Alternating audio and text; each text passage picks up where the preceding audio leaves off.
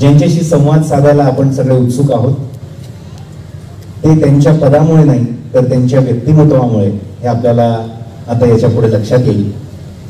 मी जेव्हा अभ्यास करत होतो आणि मी जेव्हा स्पर्धा परीक्षा शिकवायला सुरुवात केली त्यावेळेस पासून डॉक्टर नितीन करीर हे नाव मला माहिती आहे.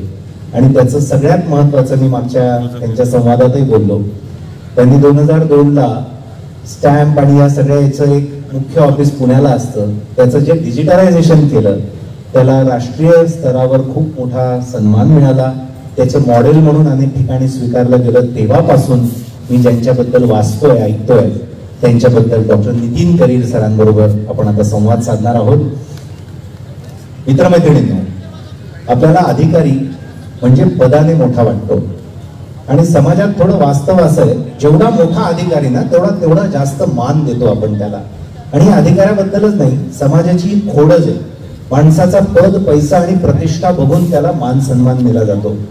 पण खरं तर असं आहे, माणसाचं व्यक्तिमत्व कसं आहे, तो माणूस कसा वागतो, बोलतो, तो कसा विचार करतो, तो काय संदेश समाजाला त्याच्या कामातून देतो, त्याला खरं तर फार महत्व असतं. तुमच्या इतकीच मलाही उत्सुकता आहे. मी विनंती करणार आहे डॉक्टर नितीन करीर सरांना, त्यांनी आपल्या सर्वांसोबत एक 5 मिनिटं संवाद साधावा आपल्या प्रवासाबद्दल. आजपर्यंत खरं तर उलगडलेला नसेल प्रवासा, पण आज अशा एका कार्यक्रमात ते आहेत की त्यांनी आपला प्रवास उलगडून दाखवावा आणि त्यानंतर मी त्यांच्याशी संवाद साधेन. डॉक्टर नितीन करीर, जोरदार टाळ्या झाल्या पाहिजे.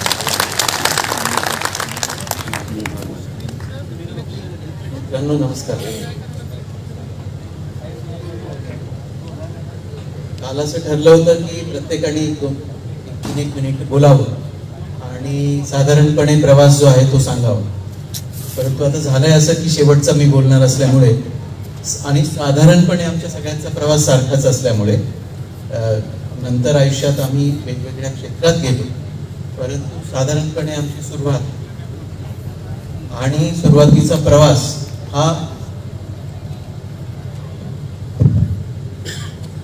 सारखा असल्यामुळे मला असं वाटलं आता की मी थोडासा बदल करतो. या ठरलेल्या फॉर्मॅटमध्ये मी तीन किस्से सांगतो, 3 घटना सांगतो की ज्या आणि त्या घटनांमधून मी काय शिकलो ते मी तुमच्यासमोर मांडतो आणि नंतर जे काही प्रश्न असतील त्या प्रश्नांबद्दल आपण बोलू. 5वी-6वीत असताना आमचे एक सर होते, ते म्हणजे नथिंग इज परफेक्ट. आतापर्यंत आपण सगळ्यांनी ऐकलं की आमची शाळा फारच परफेक्ट होती, फारच उत्तम होती आणि होती खरं. परंतु शेवटी परफेक्ट काहीच नसतं, काहीतरी कुठेतरी त्याच्यात असतं. तर तसे ते आमचे एक सर होते. एक दिवशी रात्री आले आणि मला फार बोलले. मला म्हणाले की तू किती आलास? तर मी म्हटलं मी सर पहिला यायचो, आता त्यावेळेस यायचो. किती मार्क मिळाले? 97% मिळाले असतील. आता 5वीत वगैरे काय मिळणार, 97-98 असे काहीतरी मिळाले असतील. Y have you come first, why not second, असा त्यांचा पहिला प्रश्न. आणि दुसरा प्रश्न, why did you not gate 94% marks? रात्री ते थोडं दारू प्यालेले होते. अशा अवस्थेत त्यांनी मला हे प्रश्न विचारले. मी त्यांना सांगितलं मार्क कदाचित 97चे 94 करायचे असतील तर मी प्रयत्न करू शकेन. पहिला किंवा दुसरा येणं हे केवळ माझ्या हातात नाही, तर तो दुसरा माणूस पण त्यांनी थोडा जास्त प्रयत्न केला तर तो येईल पहिला. असं हे आमचं संभाषण झालं. रात्री 9 वाजता आमच्या शाळेत लाईट्स बंद असायचे. लाईट्स बंद झाल्यानंतर कॉरिडॉरमधल्या लाईटवरती मी वाचायचो. त्यावेळेस त्यांनी हे विचारलेले प्रश्न. त्यांनी झालं काय, पुढच्या परीक्षेमध्ये मी 94% मार्क्स मिळवले. ठरवून पहिला आलो की दुसरा आलो हे मला आता आठवत नाही, पण कदाचित तिसराही आलो असेल. पण त्यांनी एक गोष्ट नक्की झाली की परीक्षेबद्दलचा भयानक कॉन्फिडन्स वाढला. कुठल्याही परीक्षेमध्ये मला जितके पाहिजे तितके मार्क मी मिळवू शकतो हे त्या एका घटनेमधून मी शिकलो. आणि पुढे आयुष्यात मला कधी परीक्षा याची भीती कधी राहिली नाही.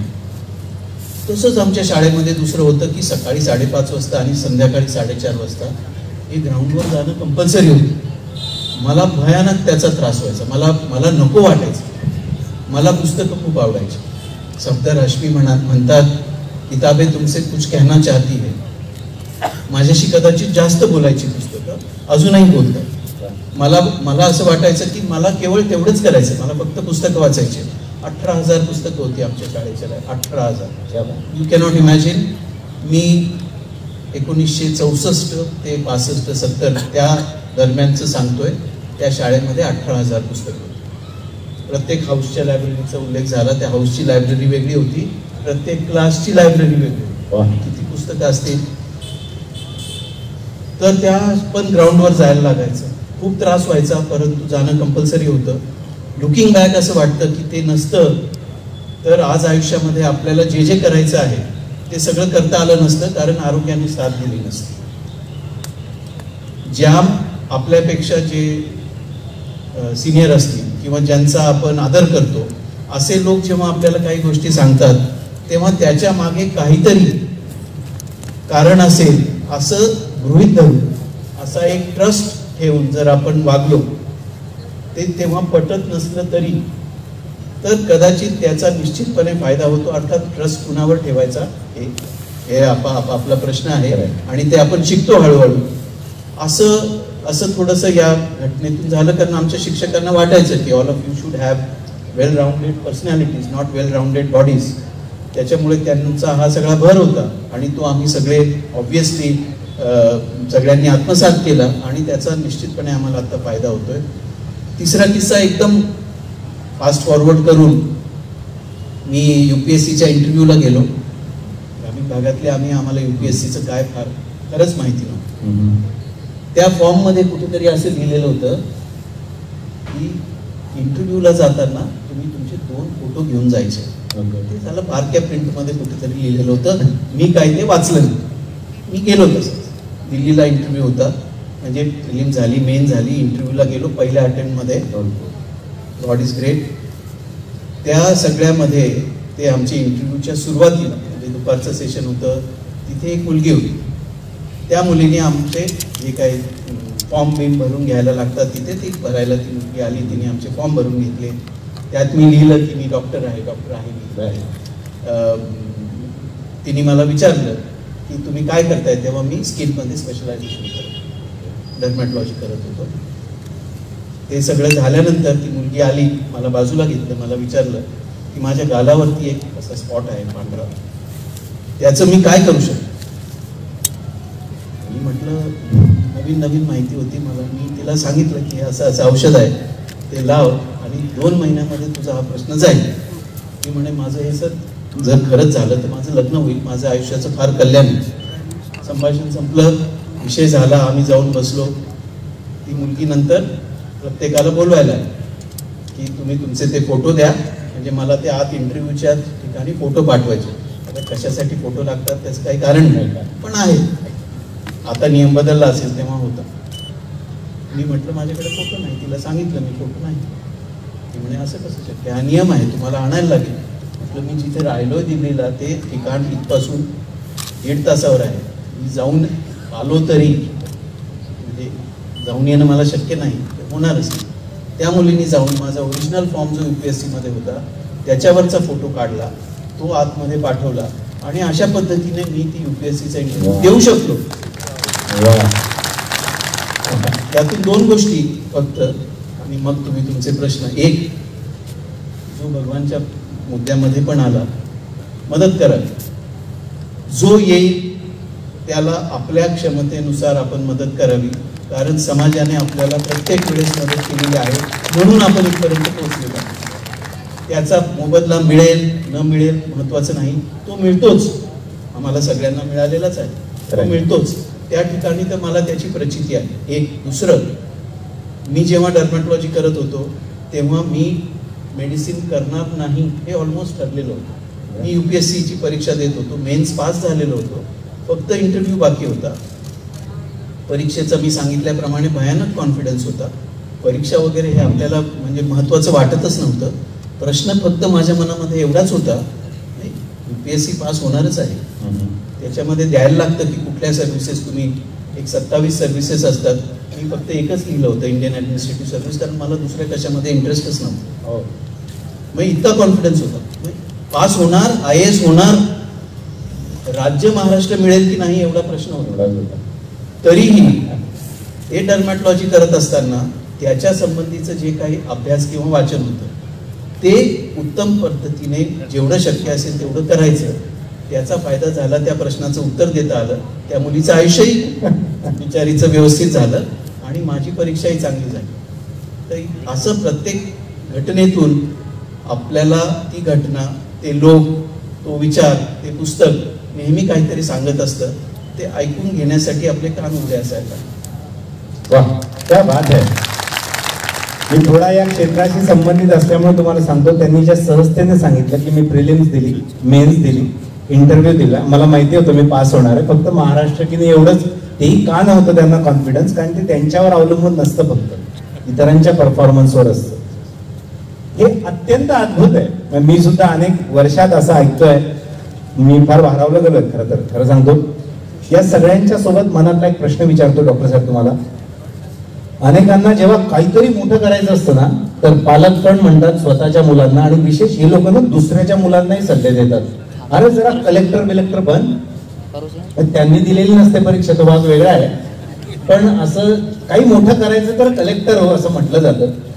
तर खरंच असं फक्त अभ्यासात हुशार आहे म्हणून या मुलांनी केलं पाहिजे का, पहिला प्रश्न. दुसरा, कशा व्यक्तिमत्वाच्या मुलांनी या क्षेत्रात आलं पाहिजे, या दोन प्रश्नांवर आपण प्रकाश टाका.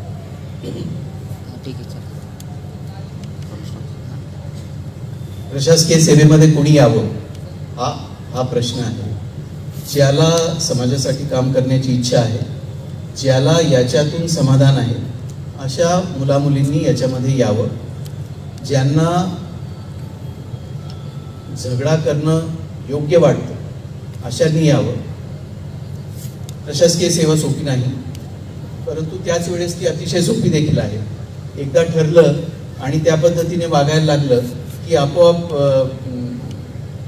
ते मोझेससाठी जसा पाण्याने रस्ता करून दिला किंवा कृष्णाला घेऊन जाण्यासाठी जसं नदीनी दोन्ही बाजूला आपलं पात्र थांबवलं, त्या पद्धतीने एकदा ठरलं तर मार्ग निघतो.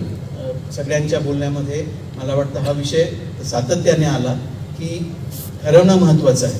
सो घरची परिस्थिती, गरिबी, माहिती नसणं, न्यूनगंड वगैरे हे प्रश्न, हे मुद्दे महत्त्वाचे नाहीच आहेत. महत्त्वाचं काय आहे तर आत्मविश्वास आणि दुसरं विजन ध्येय.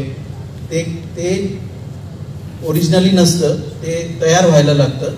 ते शाळेतून किंवा पुस्तकांमधून किंवा आपल्याबरोबर जे लोक आपल्याला भेटतात त्यांच्या सगळ्यांमधून आपल्यामध्ये हळूहळू निर्माण होतं. त्यामुळे याच्यासाठी ज्याची तयारी असेल त्यांनी या क्षेत्रात यावं. अभ्यास लागतोच ऑब्विसली, म्हणजे अभ्यासाशिवाय 10 लाख विद्यार्थी बसतात UPSCला, त्याच्यातून 10,000 मेन्सला येतात, 1,500 लोक इंटरव्ह्यूला जातात आणि त्यातले साधारण 60-70 मुलं मुली IAS मध्ये येतात. ही गणित फारच विचित्र आहे, असं असू नये पण आहे. आणि त्यामुळे साहजिकच अभ्यास आणि तो अधिक चांगल्या पद्धतीचा अभ्यास आणि परीक्षेचं तंत्र, या तिन्ही गोष्टी यातल्या महत्त्वाच्या आहेत. त्याहीपेक्षा काही महत्त्वाचं असेल आणि ते ज्याला जमत असेल त्यांनी यावं, ते म्हणजे परिस्थितीनुरूप बदलता आलं पाहिजे. म्हणजे जर आता मी शेवटचा वक्ता बोलणार आहे आणि आधी सगळं झालेलं असेल तर मी वेगळं काही बोलू शकतो का, हे ऐनवेळी जर मला ठरवता आलं आणि ऐनवेळी बोलता आलं तर कदाचित मी त्या क्षेत्रासाठी अनुरूप आहे. त्यामुळे या सगळ्या गोष्टी आहेत अशा की ज्या असतील तर ते करावं. सगळ्यात महत्त्वाचं म्हणजे पॅशन आहे की आपण जे करणार आहोत त्याच्याबद्दल आपल्या मनामध्ये पॅशन आहे का, आणि हेच करावं का हेच करून समाजासाठी किंवा स्वतःसाठी किंवा गावासाठी काही आपल्याला करता येईल का, तर असं नाही. आपण ज्या क्षेत्रामध्ये आहोत त्या कुठल्याही क्षेत्रामध्ये जर आपण उत्तम आणि अधिक उत्तम काम करण्यासाठी, आमच्या पुणे महानगरपालिकेचं एक ध्येय वाक्य होतं, वरम जनहितम. ते पहिल्यांदा मी गेलो पुणे महानगरपालिकेमध्ये तेव्हा आमच्या सगळ्या अधिकाऱ्यांना बोलतात बरोबर सगळ्यांना घेऊन बसलो आणि त्यांना विचारलं की याचा अर्थ काय, ते कुणाला माहीत नव्हतं. तर त्याचा अर्थ असा आहे की मी आज जे करतोय त्यापेक्षा उद्या अधिक उत्तम, अधिक चांगलं लोकांसाठी करण्याचं माझं ध्येय असलं पाहिजे. So this every day the work has to be better than what it was earlier. हे जर उत्तम, अधिक उत्तम करण्याचं जर ध्येय असेल तर आपण ज्या क्षेत्रात आहोत त्या क्षेत्रामध्ये राहून देखील आपण देशनिर्मितीचं काम करू शकतो. आपल्या आधीची जी पिढी होती त्यांना कदाचित या देशनिर्मितीचा, नवनिर्मितीचं एक म्हणजे त्याचा ते एक हिस्सा होते सगळेच. शेतकरी असतील, परंतु नेहरूंच्या एकूणच विचाराने, गांधीजींच्या एकूणच विचाराने भारावलेले, ते शब्द ऐकलेले अशी ती पिढी होती. आज इथे बापूसाहेब बाळासाहेब पवार यांचा आपण त्यांचा विचार किंवा त्यांच्याबद्दलचं त्या ठिकाणी लायब्ररीमध्ये जे लिहिलेलं होतं ते वाक्य आपण ऐकलं, किंवा ती पिढी वेगळी होती. त्यांना या सगळ्या गोष्टी त्यांच्यासमोर घडत होत्या. देश त्यांच्यासमोर निर्माण झालेला होता. त्या देशामध्ये नवीन काहीतरी होत होतं. त्यामुळे त्यांना कदाचित एक जास्त वेगळी ऊर्जा त्यांच्यामध्ये होती. आमच्या जनरेशनमध्ये ती थोडी कमी आहे. आमच्या नंतरच्या जनरेशनमध्ये कदाचित आणखीन थोडी कमी असेल.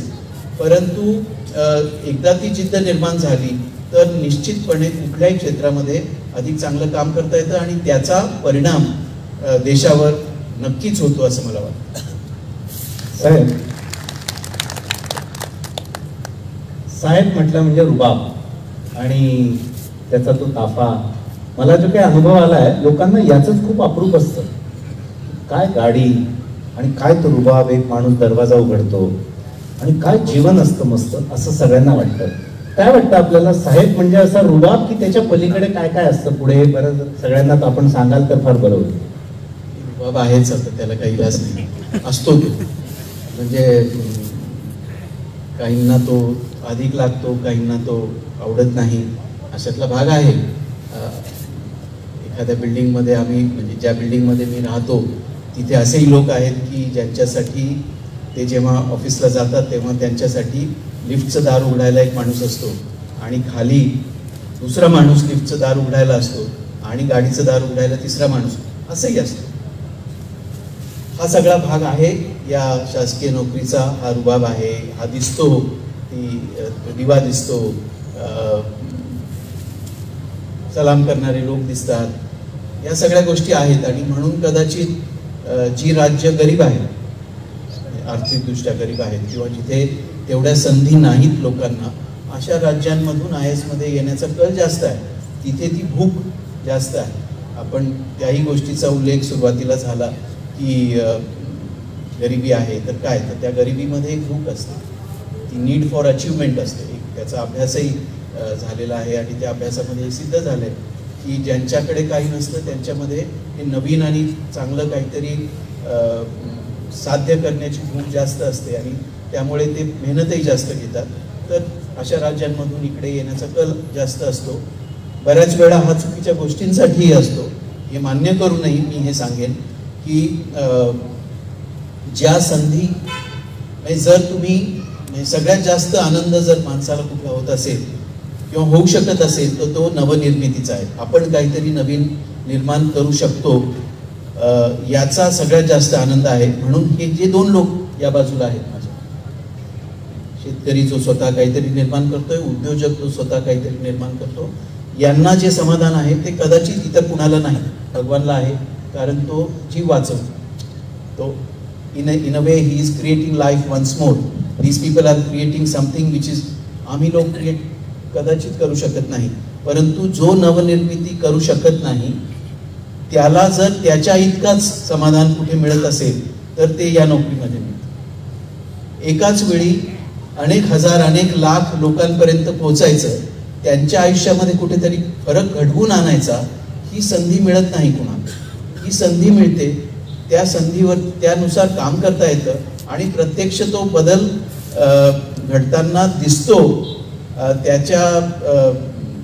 त्याचं श्रेय तुम्हाला कदाचित मिळणार नाही.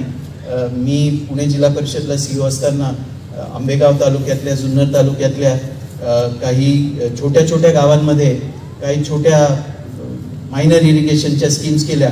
त्याचा तिथल्या शेतकऱ्यांना खूप फायदा झाला. दुसऱ्या वर्षी मी जेव्हा तिथे गेलो आणि ते सगळं पाहिलं आणि ते म्हणाले की इंदिरामांनी दिला आम्हाला. इंदिरामा नव्हत्या तेव्हा, म्हणजे मी हे 92-93चं सांगतो, त्यांना जाऊन चांगले 8 वर्ष 9 वर्ष झालेले होते तरी. त्यामुळे श्रेय मिळेल न मिळेल हा मुद्दा नाही, परंतु समाधान नक्की मिळतं. रात्री उत्तम झोप येते, पुस्तकाची 4 पानं वाचली 8 पानं वाचली की व्यवस्थित झोप लागते.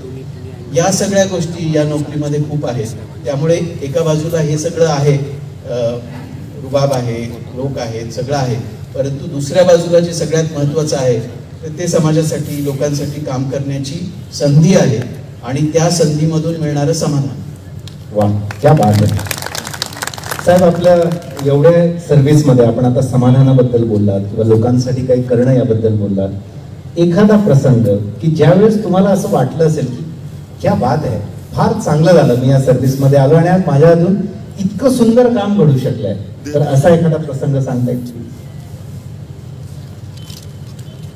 अनेक्डोट्स ॲक्च्युली खूप असतात, परंतु माझा ना त्याच्यावरती माझा विश्वास नाही अनेक्डोट्सवरती. मला असं वाटतं की अनेक्डोट्स हे फार प्रासंगिक असतात.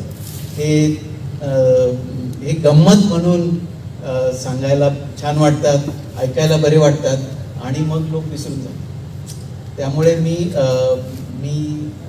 तुमचा प्रश्न म्हणजे त्या अनेक्डोटकडे न जाता त्या अनेक्डोट्समधून काही काय होऊ शकतं. म्हणजे काही गोष्टी असतात की असं वाटतं की एखादी गोष्ट 150 वर्ष चालू आहे, मग ती तशीच चालू असेल तर ती तशीच चालू ठेवायची का आपण त्याच्यामध्ये बदल करू शकतो. बदल करायचा असेल तर काय काय करावं लागेल, हा जो सगळा विचार असतो त्या विचारामधून तो बदल आणि जेव्हा प्रत्यक्ष घडतो तेव्हा खरंच फार मोठं समाधान मिळतं. या सगळ्या गोष्टींमध्ये त्रास होतो. बऱ्याच वेळा बरोबरचे लोक, बऱ्याच वेळा वरचे किंवा खालचे लोक, त्यांना ते नको असतं, तो बदल नको असतो, त्यावेळेस ते अडचणी निर्माण करतात आणि मग त्यातून आपण कुठल्या तरी पद्धतीने मार्ग काढतो, टीम बिल्ड करतो किंवा आपल्याला जे समजत असतं, आपण नवीन काहीतरी वाचलेलं असतं ते घेऊन आपण त्या लोकांना वेगळं काहीतरी सांगण्याचा प्रयत्न करतो आणि त्याच्यातून हळूहळू तो बदल होत जातो आणि प्रत्यक्ष आपल्या मनात जे होतं ते होताना प्रत्यक्ष ते त्या ठिकाणी होत आहे असं दिसतं आणि त्याचा लोकांना फायदा होतो. हे फार मोठं समाधान त्याच्यातून नेहमी मिळतं. काय असतं की बऱ्याच वेळा लोक प्रयत्न करायचं थांबवतात की समस्या इतकी गंभीर आहे, हा प्रश्न इतका मोठा आहे की आपल्याला याच्यातून खरंच काही मार्ग निघणार नाही, परंतु त्याच्यासाठी पॅशन लागतं, त्याच्यासाठी जिद्द लागते, त्याच्यासाठी मी हे करू शकतो याचा आत्मविश्वास जो या ठिकाणी 4ही वक्त्यांच्या बोलण्यामधून आला, हा आत्मविश्वास होता. मला हे वाटत होतं की मी हे करेन आणि तो आत्मविश्वास जर असेल, तो पॅशन असेल की मी हे करू शकतो आणि मी हे करणं आवश्यक आहे, मी हे केलं नाही तर मी कुठेतरी माझ्या आयुष्यात कमी पडेल. मी ज्याच्यासाठी म्हणून जन्माला आलेलो आहे, माझं जे पर्पज आहे, माझं जे आयुष्याचं पर्पज आहे ते ओळखणं ॲब्सोल्युटली सगळ्यांना महत्त्वाचं असतं. ते पर्पज मी साध्य करू शकणार नाही आणि मग माझ्या आयुष्याला काही अर्थ राहणार नाही असं प्रत्येक वेळेस. आणि मग त्याच्यातून आपण प्रयत्न करतो. त्याच्यातून दुष्यंत कुमारांची कविता कदाचित तुम्ही ऐकली असेल, एक पत्थर तो उछालो यारो, म्हणजे कौन कहता है कि आसमां में छेद नहीं, एक पत्थर तो तबियत से उछालो है. तर त्यातला तो तबियत शब्द जो आहे तो मला फार महत्त्वाचा वाटतो की प्रश्न गंभीर आहे, एवढा मोठा आभाळ आहे. एका बाजूला आपण म्हणतो की त्याला भूक पडली की ते कसं शिवणार, एका बाजूला आपण म्हणतो की ते इतकं अभेद्य आहे की त्याच्यामध्ये आपण कसा छेद करणार. परंतु जर आपल्यामध्ये तेवढी हिंमत असेल, आत्मविश्वास असेल आणि तेवढी त्या पॅशननी आपण हे करण्याचा प्रयत्न करत असू तर आपण काहीही साध्य करू शकतो. आणि हे ते त्या कवीने जे म्हटलेलं आहे ते मला वाटतं फार महत्त्वाचं आहे आणि ते जर आपण सगळ्यांनी आत्मसात केलं, विशेषतः तरुण मुलामुलींनी, आणि तेवढ्यासाठी वाचावं, म्हणजे हा हा एक फार इंटरेस्टिंग विचार या ठिकाणी आला की का वाचावं. तो मला वाटतं फार महत्त्वाचा आहे की इमॅजिनेशनला, क्रिएटिव्हिटीला वाव मिळण्यासाठी वाचावं. आणि जे केवळ ऑडिओ व्हिज्युअलमधून जे येईल ते एका प्रकारचा विचार आपल्यावरती येईल, एक नॅरेटिव्ह जे आपण बघतो समाजामध्ये आज, विशेषतः गेल्या काही वर्षांमध्ये, की एक नॅरेटिव्ह कुठेतरी तयार होत आहे आणि ते नॅरेटिव्ह सतत आमच्या मनावरती बिंबवण्याचा प्रयत्न केला जातोय. ते कुठेतरी जर बंद करायचं असेल तर त्याच्यासाठी म्हणून हे वाचणं गरजेचं आहे. हे वाचण्याची हे वाचन जे आहे ही पुस्तकं सतत आपल्याशी जी बोलत असतात, ती वेगवेगळ्या विषयांवरची असतात, त्या वेगवेगळ्या लेखकांची असतात, वेगवेगळ्या देशांची असतात, वेगवेगळे विचार ते आपल्या समोर आणतात. आपला पर्स्पेक्टिव्ह बदलण्यासाठी, आपलं विजन बनवण्यासाठी आणि आपल्यामध्ये एक ध्येय निर्माण करण्यासाठी या पुस्तकांचा फार मोठा परिणाम होतो, फार मोठा फायदा होतो. आणि म्हणून मानसिंगचं एक विशेष कौतुक आहे की बाकी सगळं तो करत असेलच आणि मोठं काम करत असेल निश्चित, आणि ते इथल्या सगळ्या लोकांना माहिती आहे. परंतु आज एक अतिशय मोठं काम त्यांनी या ठिकाणी केलं. या पद्धतीचं वाचनालय या ठिकाणी 8,500 पुस्तकं आहेत त्या वाचनालयामध्ये आणि आणखीनही होतील. आपल्यासारखे अनेक लोक कदाचित त्या ठिकाणी येतील आणि पुस्तकं देतील. मी महिन्याला 5 पुस्तकं विकत घेतो, त्यामुळे मला दरवर्षी किमान काही पुस्तकं वेगवेगळ्या लायब्ररीजना द्यावीच लागतात. त्यामुळे अशा आमच्यासारखे अनेक लोक येऊन पुस्तकं देतील या ठिकाणी. फार सुंदर पुस्तक मी पाहिलं त्या लायब्ररीमध्ये, ते मी घेऊन जाणार आहे. मला ते जेव्हा 1 जूनला लायब्ररी सुरू करतील तेव्हा इंडियन आयडियलिझम नावाचं एक पुस्तक आहे, जुनं, कदाचित त्यांच्या वडिलांचं असेल, त्या काळातलं, मला फारच आवडलं. तर त्यातलं पहिलं मी लायब्ररी सुरू झाल्यानंतर त्यांनी मला द्यावं. लायब्ररीयन जे होते त्यांना मी विनंती करतो. आणि या पद्धतीने आपण या पुस्तकांमधून शिकतो, एक नवीन जग काय असू शकतं याचं एक चित्र निर्माण करतो आणि ते जग मग निर्माण करण्याचा आपल्या आत्मविश्वासातून प्रयत्न करतो. वा, एक पुस्तक वाचलं होतं मी, हिंदू तेजा जागरे नावाचं, ज्याने माझं जीवन बदललं. त्याच्यातलं एक वाक्य होतं, ते वाक्य साहेब आता आपल्याला सांगत होते. विवेकानंद असं म्हणतात, माणूस म्हणून जर जन्माला आला आहात तर काहीतरी विशेष करून जा, विशेष खून सोडून जा, नाहीतर तुमच्यात वृक्ष पाषाणात फरकतो काय. दुसरं वाक्य साहेब बोलले, जे मी माझ्या आयुष्यात खूप कोरून ठेवलेलं आहे. जगायचं कशासाठी? पोटापाण्यासाठी, बायका, पूल, काय जे असेल नसेल हे सगळं करायचंच, काही हरकतच नाही, ती आपली कर्तव्याची बाब आहे. पण नेमकं जगायचं कसं, कशासाठी, प्रयोजन काय जगायचं? तर ते म्हटले, अर्थपूर्ण जगलं पाहिजे. काय जीवनाला अर्थ काय नाही तर मी ते काम केलंच पाहिजे, हे काम झालंच पाहिजे, मी त्याच्यासाठीच आहे. आणि हे जे सांगत होते तेव्हा मी सगळं आठवत होतो त्यांचं काम.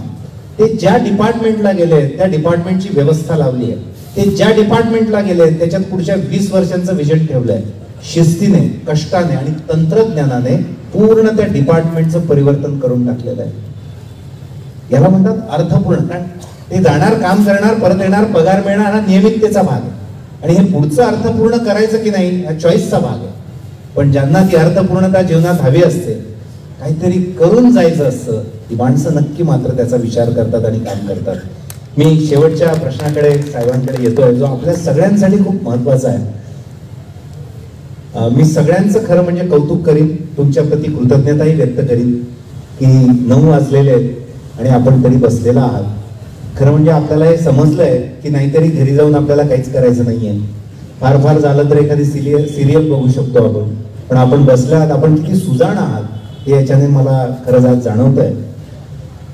या प्रश्नाचं उत्तर साहेबांनीच द्यावं, मलाही ते जाणून घ्यायचं आहे आणि आपल्याला ते खूप उपयोगी पडेल. तुमची मुलं जी आज इथे आलेली नाहीत त्यांना घरी जाऊन तुम्हाला ते सांगायलाही उपयोग होईल त्याचा. आपण एवढा अनुभव घेतलाय साहेब, वाचन आहे, प्रशासन बघताय, म्हणजे खूप मोठा आवाका आपण घेतलाय. पुढच्या 25 वर्षात हा देश कसा असेल असं तुम्हाला वाटतं?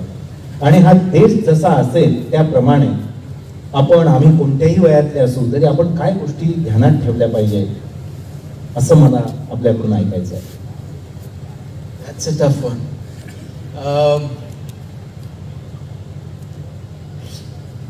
25 वर्षानंतर देश कसा असेल? आत्ता जसा असायला हवा होता असं आम्हाला 25 वर्षापूर्वी वाटायचं, निदान तसा तरी असायला हवा. हे माझं त्याचं पहिलं उत्तर. होऊ शकलं नाही, तसा होऊ शकला नाही. त्याला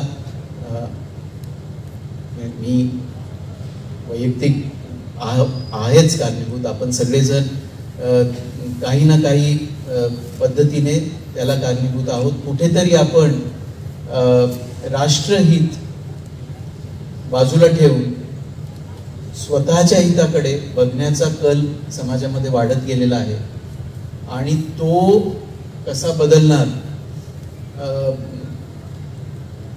हे फार मोठं आव्हान आहे या देशासमोरचं. कुठेतरी पूर्वी आम्ही असं म्हणायचो की आम्ही सगळे ग्रामीण भागातून आलो, त्यामुळे आम्हाला एक आमच्या रक्तातच पेशन्स आहे. आम्हाला असं वाटतं, आम्ही सांगतानाही असं सांगतो की 2 कोसावर असलं तरी हे असं सरळ जायचं आणि असं वळालं की इथेच आहे. बायको माझी शहरातली होती, ती जाम चिडायची असं सांगितल्यावर, कारण तिला ते अंतर आणि वेळ, कारण शहरामध्ये काय असतं, आणि this is not meant to be a disrespect for the city people, परंतु हा वृत्तीचा भाग आहे. शहरामध्ये आत्ता आणि मला या 2 शब्दांना फार महत्त्व आहे. कदाचित ते असायला लागतं, कारण शहरातला झगडा वेगळा असतो, शहरातलं जगणं वेगळं असतं, शहरातली चॅलेंजेस वेगळी असतात आणि स्वतःसाठी केलं नाही तर तिथे आपण जगू शकत नाही. हा प्रश्न, हे मुद्दा आहेच. आणि ते करून आपण कुठेतरी गावातल्या आपल्या नातेवाईकांसाठी, आपल्या घरातल्या लोकांसाठी काहीतरी करत असतो सतत. त्यामुळे तो चॅलेंज आहे, परंतु ती वृत्ती तशी झालेली आहे.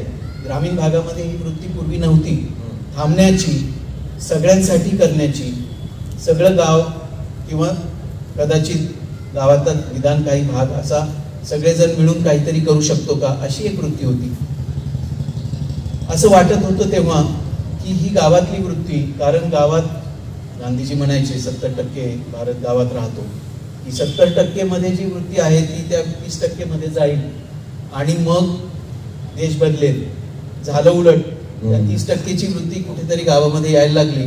टीव्ही सिरियल मुळे आली असेल किंवा कशामुळे आली असेल मला माहित नाही, परंतु आलेली दिसते आणि गावातही आता त्या पद्धतीचं वातावरण व्हायला लागलं. हा एक मोठा प्रश्न. दुसरा मोठा प्रश्न की बाउंड्रीज फार, म्हणजे प्रत्येक घरासमोर कंपाऊंड वॉल, जे पूर्वी आम्हाला माहित नाही, आम्ही ज्या भागातून आलो तिथे कंपाऊंड वॉल हा कॉन्सेप्ट नाही. घरं आहेत, कदाचित प्रत्येकाची मोकळी जागा देखील आहे आणि ती सॅक्रोसॅन्ट आहे. म्हणजे असं नाही की शेजारचा माणूस त्याच्यामध्ये येऊन कचरा टाकतोय, असं होत नाही. परंतु भिंती नाही. या भिंती आता सगळीकडे व्हायला लागल्यात, गावात, शहरात, घराघरामध्ये व्हायला लागल्यात, लोकांमध्ये व्हायला लागल्यात, गटागटामध्ये व्हायला लागल्यात आणि याचा परिणाम एकूणच राष्ट्रहितावरती किंवा राष्ट्राच्या एकूण उन्नतीवरती फार मोठा आणि विपरीत परिणाम असा होतो. या 2 गोष्टी आपल्याला कदाचित बदलता आल्या. त्या कशा बदलायच्या, तर त्या उत्तम शिक्षणातूनच बदलू शकतात. उत्तम शिक्षण कसं करायचं, तर ते उत्तम शिक्षकांमधूनच करता येतं. उत्तम शिक्षक कसे घडवायचे, तर ते वाचनातूनच घडवता येतात. काही पर्याय नाही. म्हणजे जोपर्यंत आपण सगळे उत्तम ग्रंथ वाचत नाही, पुस्तकं वाचत नाही, त्या पुस्तकांचं आकलन करत नाही, तोपर्यंत हे सगळे प्रश्न, ते वाचलं की समजतं की टॉल्स्टॉयनी जे लिहिलं ते मला इथे लागू आहे. टॉल्स्टॉयनी 100, 125, 150 वर्षांपूर्वी लिहिलं, तो कुठल्या देशामध्ये जाऊन आला होता कधी? अमृता प्रीतम जेव्हा असं म्हणते की मी जेव्हा त्यांची कबर बघायला गेले टॉल्स्टॉयची, तेव्हा त्या झाडाची एक फांदी अशी मला स्पर्शून गेली आणि जणू टॉल्स्टॉयने मला स्पर्श केला असं मला वाटतं. हे अद्भुत आहे. या कुठेही भिंत नाही, कुठेही कुठल्याही देशाची, भाषेची भिंत नाही. हे साहित्यिक कसे एकमेकांशी 100 वर्षापूर्वी, 50 वर्षांपूर्वी बोलत होते, आज का बोलत नाही? आज का प्रत्येक वेगवेगळ्या साहित्यिक गटांचे संमेलन होतात, सगळ्यांचे मिळून का होत नाहीत? हे प्रश्न मला वाटतं कुठेतरी हा विचार कुठेतरी संकुचित होत चाललेला आहे. तो संकुचित विचार बदलायचा असेल तर तो या सगळ्या गोष्टींच्या माध्यमातून बदलायला बदलेल. म्हणजे असं नाही की बदलणार नाही, असं नाही की खूप वाईट आहे. रात्र आहे, सुरुवातीलाही उल्लेख झाला त्याचा की काळोख झाला म्हणून काय, त्यातूनही कुठेतरी दिवा, कुठेतरी सूर्य येणारच आहे. त्यामुळे 25 वर्षानंतर मला असं वाटतं की आता आपण या टप्प्यापर्यंत आलेलो आहोत की याच्यामध्ये कदाचित आणखीन वाईट होणार नाही. यानंतर परत चांगलं व्हायला सुरुवात होईल. आपण सगळे लोक इतक्या मोठ्या संख्येने इथे उपस्थित आहोत. गावागावामध्ये जर अशा पद्धतीचे लोक आले, जे शहरात शिकून आले, शहरामधलं ज्ञान घेऊन आले, ते गावामध्ये द्यायला लागले आणि हा विचार गावातला शहरामध्ये रुजवायला लागले. तो न्यूनगंड कुठेतरी की गावातून आम्ही शहरात गेलो, त्यामुळे शहरातले जसे वागतात त्या पद्धतीने आम्ही वागायचं हे जर आम्ही सोडलं. आज आम्ही सगळेजण, please note that all of us are in black shoes, हे आमच्या शाळेचे ते. परंतु मी असं ठरवलं होतं, जेव्हा मी कॉलेजला गेलो तेव्हा मी असं ठरवलं की मी बूट घालणार नाही, मी चप्पल घालणार. मी पूर्ण 5 वर्ष 5.5 वर्ष कॉलेजची चप्पल घातली. नोकरी लागल्यानंतर परत मी या बुटांकडे आलो. परंतु ते अशासाठी की केवळ शहरातले मुलं जास्त टापटिपीने राहतात म्हणून त्या पद्धतीने मी राहावं का, की मी जसा आहे, मी जो आहे हे मी माझ्या व्यक्तिमत्वावरून त्या लोकांवरती काहीतरी परिणाम करायचा मी प्रयत्न करू. असं जर आपण करू शकलो तर कदाचित हा जो सगळा विचार आहे जो गावात सहज शक्य आहे, कारण गावात एकत्र येणं हे सोपं आहे, शहरात एकत्र येणं हे अशक्य आहे, कारण एकत्र यायला जागाच नाहीत. आम्ही या ठिकाणी बसलेलो आहोत, अशा जागा मला शहरात दाखवून द्याव्या कुणी. म्हणजे वाजपेयींच्या भाषणासाठी एसपीचं ग्राउंड मिळतं वगैरे हे सोडून द्या. आता असे वक्तेही नाहीत आणि असे श्रोतेही नाहीत, त्यामुळे ते सोडून देऊयात आपण. परंतु असं लोकांनी एकत्र येणं हा विचारच नाही, हा विचार गावामध्ये आहे.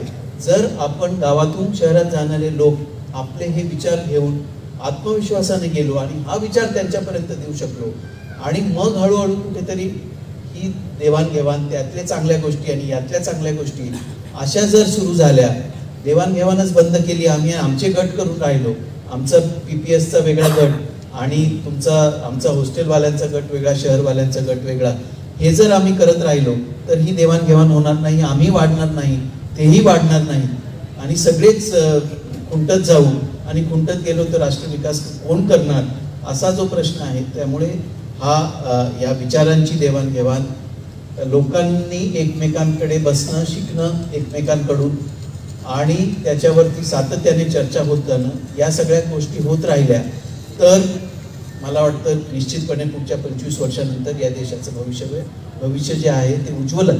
ते ॲक्च्युली आहेच उज्ज्वल, परंतु त्यामध्ये आपल्या सगळ्यांना सहभागी होण्यासाठी केवळ एका ठराविक उत्पन्न गटाचा विकास, देशाचा विकास म्हणजे त्या एका ठराविक उत्पन्न गटाचा विकास नव्हे तर सगळ्या लोकांचा विकास, हे जर आपल्याला साध्य करायचं असेल तर मग तो सर्वसमावेशक विकास असायला हवा. त्या विकासाचे फायदे सगळ्यांपर्यंत पोहोचायला हवेत.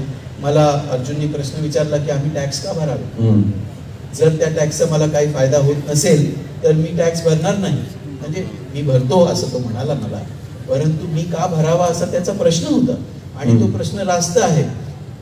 जर सरकार म्हणून आम्ही लोकांमध्ये हा विश्वास देऊ शकलो नाही की सरकार हे तुमच्यासाठी आहे, जर लोकांना अजूनही असंच वाटलं की ते ब्रिटिशांचं सरकार होतं, तसंच हे सरकार आहे, परकीयांचं आहे, हा विश्वास टाकणं एकमेकांवरती. जसं आम्ही आता एक उपक्रम सुरू केला की तुमच्या पीक पाण्याची नोंद तुम्ही स्वतः करा, शेतकऱ्यांनी स्वतः करा. त्याच्या मागचा विचार हा आहे की आम्ही विश्वास टाकूया. इतके वर्ष आम्ही म्हणत होतो की आमचा तुमच्यावरती विश्वास नाही, आमचा तलाठी तुमच्या तिथे जाईल आणि तो ती नोंद करेल, तीच आम्ही ग्राह्य धरणार. आता आम्ही असं म्हणतो या वर्षापासून की नाही, आम्ही नाही करत. तुम्ही तुमची शेती तुम्ही करता, तुम्ही स्वतः तुमची नोंद करा, तुम्ही जी नोंद कराल ती आम्हाला मान्य आहे. विश्वास टाकण्याचा हा प्रयत्न आहे. आम्ही सरकार म्हणून जर लोकांवरती विश्वास टाकला आणि लोकांनी उलट मग सरकार म्हणून आमच्यावरती विश्वास टाकला तर या विश्वासाच्या वातावरणामधून काहीतरी चांगलं निर्माण होऊ शकेल असं मला वाटतं. त्या दृष्टीने प्रयत्न करण्याची गरज आहे. तुम्ही बोलत राहावं आणि आम्ही ऐकत राहावं. 25 वर्षांचा अनुभव आणि मित्रमैत्रिणींनो, बुद्धिमत्तेला जर नीतिमत्तेची जोड असली तर त्यातून डॉक्टर नितीन करीर यांच्यासारखे अधिकारी असतात, यांच्यासारखे वेगवेगळ्या क्षेत्रात काम करणारी मंडळी असतात. आणि मला असं वाटतं की ते जास्त महत्त्वाचं आहे. हे आदर्श आपल्या समाजासाठी आहे. म्हणून बापूसाहेबांनी या व्यक्तींची सगळ्यांची निवड केलेली आहे. डॉक्टर नितीन करीर सर कर्तव्यदक्ष, प्रामाणिक, संवेदनशील आणि धाडसी अधिकाऱ्यांची आपल्या देशाला आवश्यकता आहे. मी म्हणेन की प्रत्येक क्षेत्रात अशा व्यक्तिमत्वांची आवश्यकता आहे. आणि अशी व्यक्तिमत्व प्रशासनात, मी ज्यांच्याबद्दल आता बोलतोय असल्यामुळे आज जे काही चांगलं आपल्याला दिसतंय ते अशा प्रकारचे काही माणसं तिथे आहेत, आपल्यातलीच माणसं आहेत. म्हणून आपण हे सगळे बदल, या चांगल्या गोष्टी आपण बघू शकतोय. आम्ही अतिशय कृतज्ञ आहोत की आज आपण इतका वेळ सगळ्यांनी दिलेला आहे. समारोपाकडे येतोय. हा एक प्रश्न मला आलाय, तो आत्ता घ्यावा की नाही मला माहिती नाही, आणि घेतला तरी तो अगदी तुम्ही 2 ओळीत सांगून टाकाल असा तो प्रश्न आहे.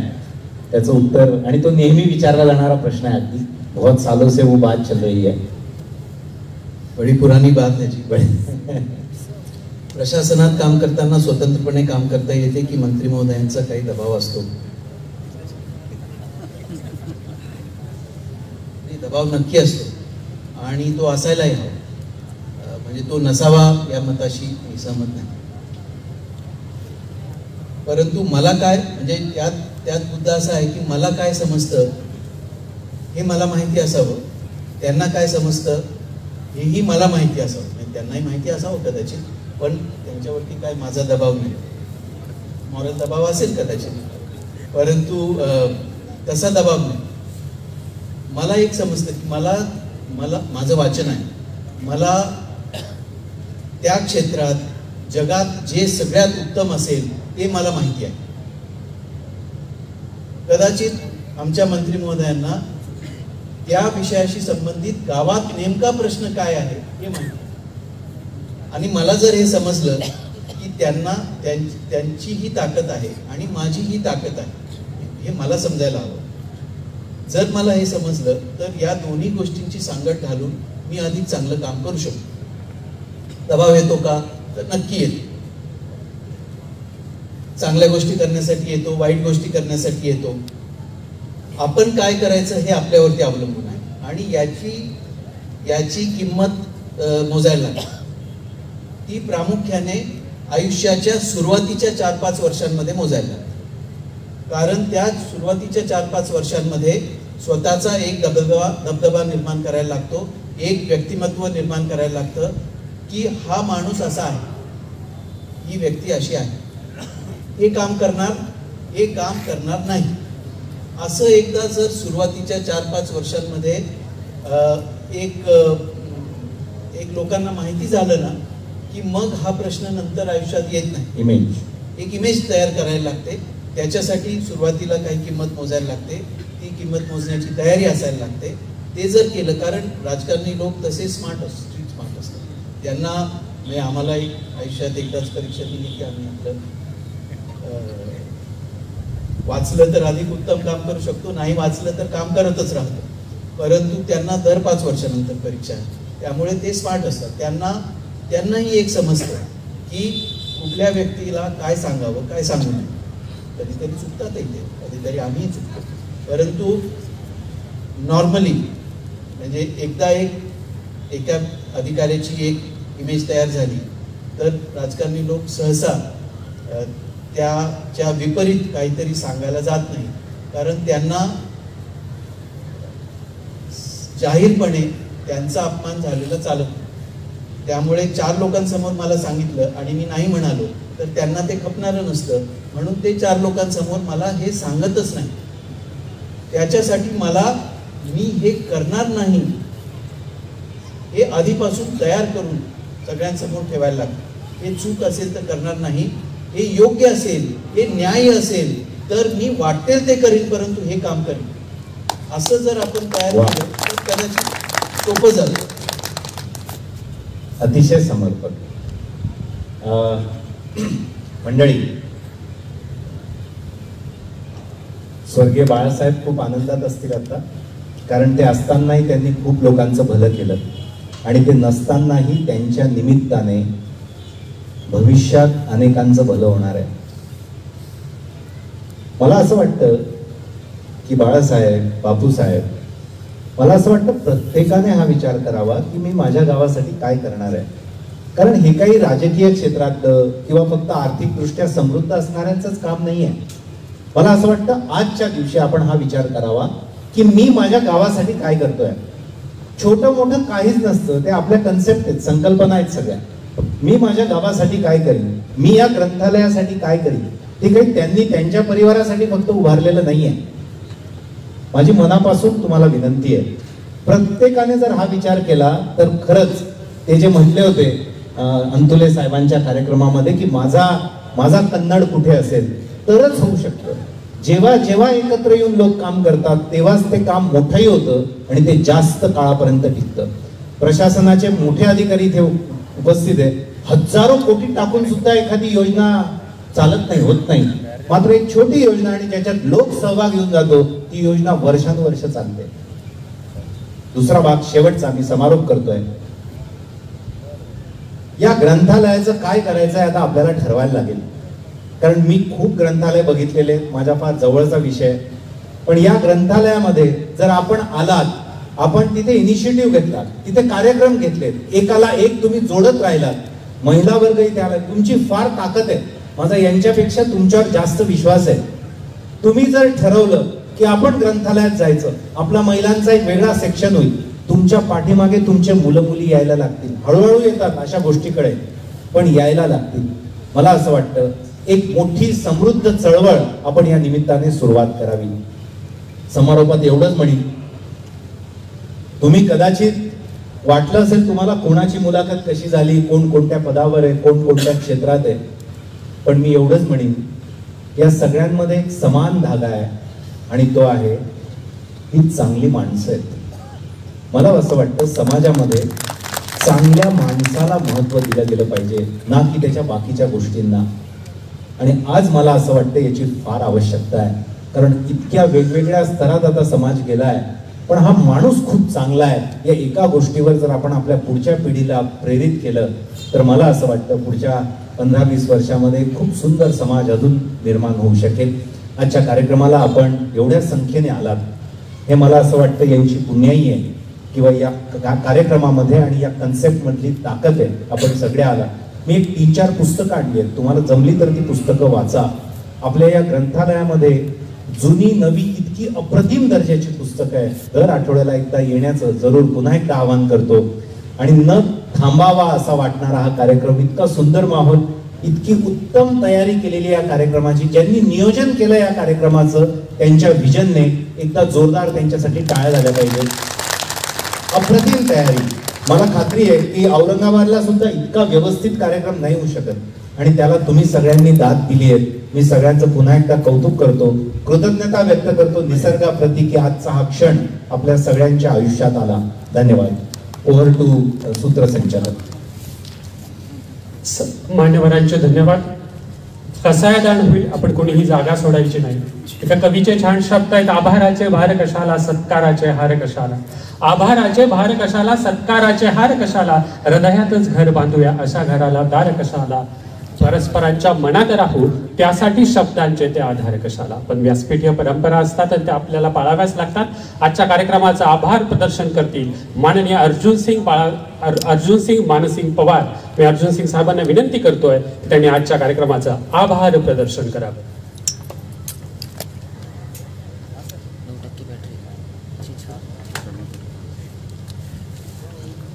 तुम्ही नुकतंच अर्जुन सिंग बाळासाहेब पवार म्हटलेत, पण मानसिंग पवारही बाळासाहेब पवारपेक्षा कमी नाही आहेत माझ्यासाठी. नमस्कार. Respected guests on the dais and my dear friends. A relationship between a grandfather and a grandson is very special. The love Appa Baba showered to everyone in his public life. I was fortunate to get some of it in my early life too. as the saying goes, a grandfather's love is strong and deep, filled with memories to treasure and keep. Appa Baba, working in his political life, was a firm believer in doing the best for the people at large, while keeping any of his personal ambitions on the side. Hence today, this library not only stands here in his mark of love for the people, but also as a reminder to us all to be faithful towards our own profession. The walls of the library are not made of concrete, but they are made of trust and belief from the people of Kannad towards Appa Baba. Kannad is a rural place, but I believe a rural place, when it starts to get facilities like a city, it cannot be called a rural town anymore. Today, we witnessed our guests speak to us about their life stories. Coming from rural background, they have all made a name for themselves in big cities. To all the young minds out here, this library is one of the paths to reach where they are today. I would hence like to thank them for coming here and inspiring all of us. Thank you for spending your valuable time with us. एकदा जोरदार टाळ्यांनी आपण सगळ्यांना thank you म्हटलं पाहिजे. There truly could have been no better a group to inaugurate this library. आपण सगळे उपस्थित राहिलात त्याबद्दल मी आपले आभार व्यक्त करतो. Thank you.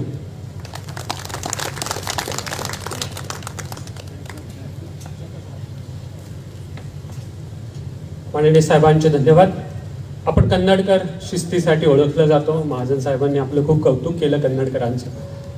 तसंच आपण ती शिस्तप्रियता दाखवणार आहोत. पसायदान झाल्यानंतरही पाहुणे गेटपर्यंत जाईपर्यंत कुणी आपली जागा सोडू नये.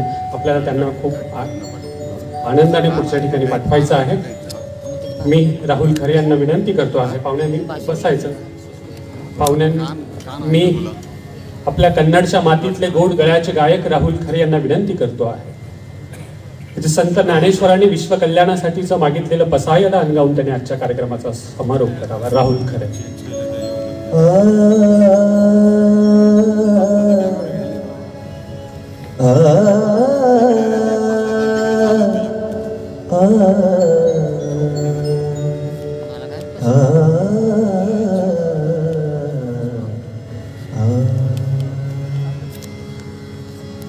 आता विश्वात्मके देवे एणे वाग्यज्ञे तोषावे तोषो निमज द्यावे पसायदान जे खळांची व्यंकटी सांडो तया सत्कर्मी रती वाडो भूता परस्परे पडो मैत्र जीवाचे दुरितांचे तिमिर जावो विश्वस्वधर्म सूर्य पाहो जो जेवांची तो तेला हो प्राणी जात